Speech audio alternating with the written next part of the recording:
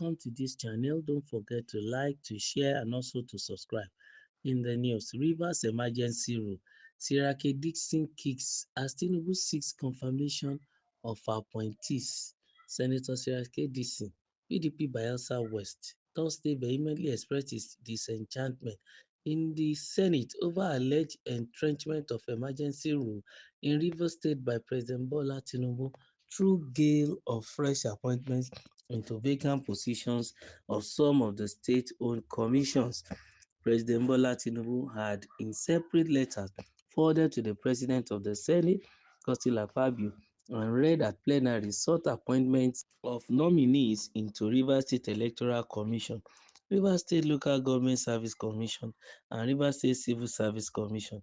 Immediately after the letters were read by Akpabio, Dixon raised a point of order to express his displeasure on the presidential request, but rebuffed by the Senate President, who called on the Senate leader to move motion for senators to proceed to the House of Representatives for joint session with their counterparts in the House of Representatives. Angered by the development, Senator Dixon immediately after the joint session, which was addressed by President Tinubu, stormed the press center at the Senate wing of the National Assembly to express his anger to journalists. Dixon at the press briefing said, "Earlier today, while we were in the Senate chambers, you all witnessed the President's communication regarding appointments in Rivers State being read by the Senate President as required by the Senate rules.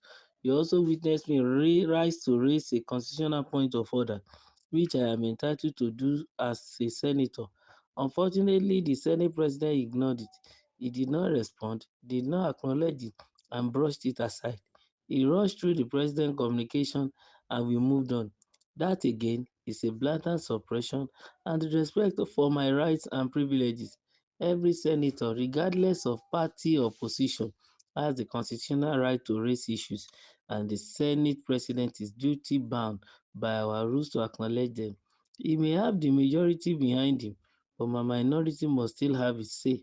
I will communicate my displeasure formally to him." Many of us were embarrassed, ashamed by that. It is troubling that on Democracy Day, a day that should symbolize freedom, civil rule, and justice, such communications were read without challenge. Why choose today of all days to affirm actions that are clearly undemocratic and illegal? It speaks volumes about what the ruling party, the APC, has reduced Nigerian democracy to.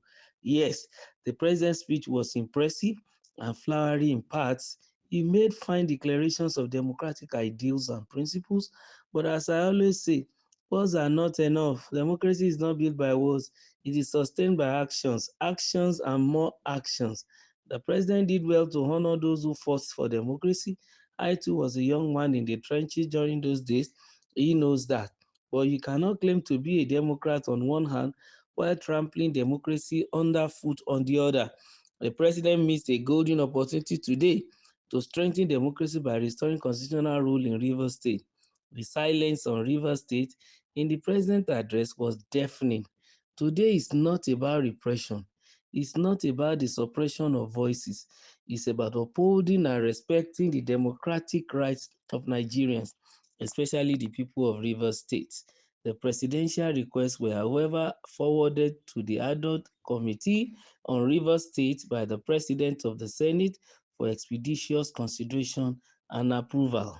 Well, many points being raised by the senator, and they are worth looking into on a democracy day, for example. But I would not want us to add emotion to what the senator is saying, because, well, some things of emotion in there, maybe because of the action of the Senate President. But he's making mention of certain things, and I think we should look at it in all perspectives.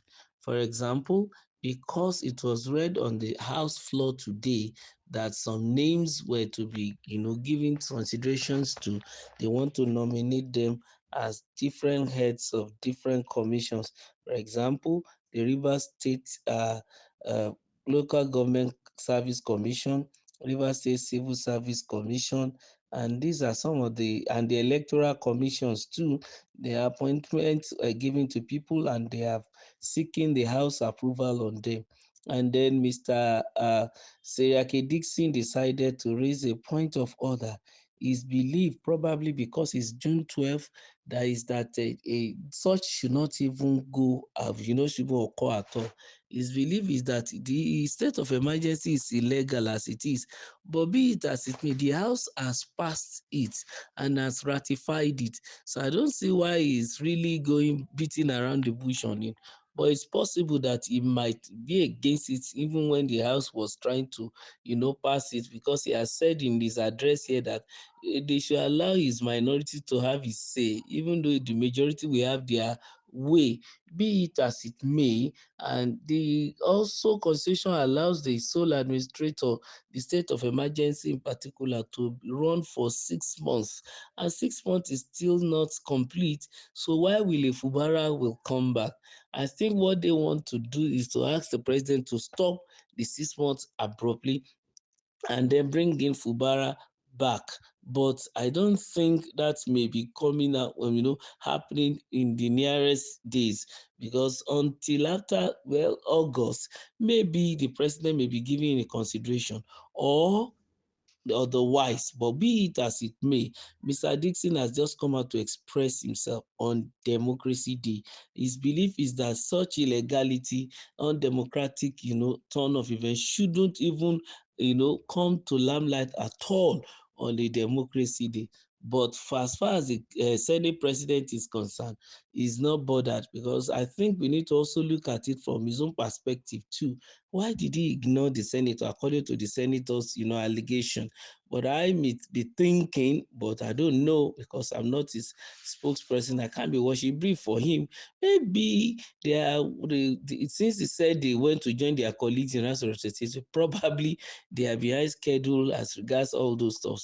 Because for him to say the man ignored is very heavy, very, very heavy. And not only that, he has already forwarded it to the House Committee on Rivers. So this thing can still go through those people too, and ask them to reject if they want to, as far as the matter is concerned. But we don't expect him to show unnecessary anger as regards the whole thing. At least he made mention of the fact that President Tinubu's, address was good, and the things he did by giving awards to those who fought for democracy and the likes, they are very, very good. But then he was also saying that he's not okay with the fact that as a senator, his right has been denied because of the constitutional order that he has made.